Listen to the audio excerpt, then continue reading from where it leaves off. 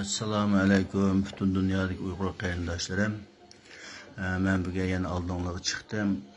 Bugünkü maqsadim shu uyamning topishni vatandoshligim bo'lmaganlikdan o'z nomimga og'zolmay o'z vaqtida og'a vaqtimda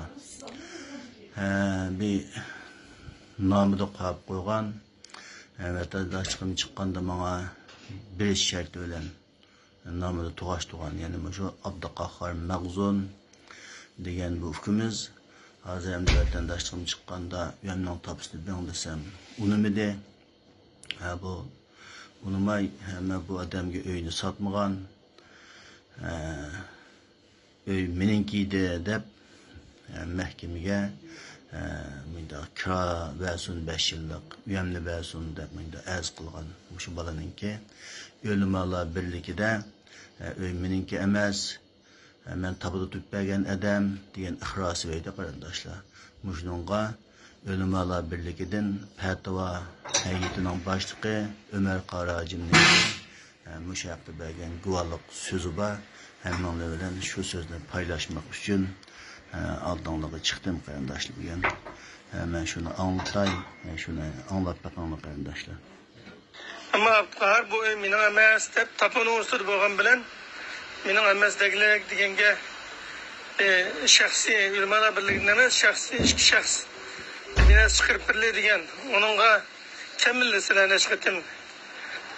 Men uchur yazdım. Hürmetli qarindoshlarım, endi buni angladinglar.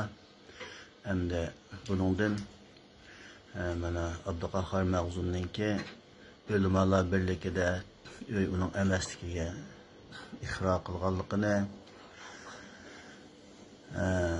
endi yerdan chiqib Ölümalar birligining gapini rad qilib yerda qilgan gaplarga tenib olib sud mahkamasi ya'ni hukumatni aldab yerga berib o'ymininki deb yo'qoldi shu topini og'izib qo'yganligimiz uchun shundan foydalanib sud mahkamasiga qilgan yolg'onchiligini hammalarga paylaştım qarindoshlar.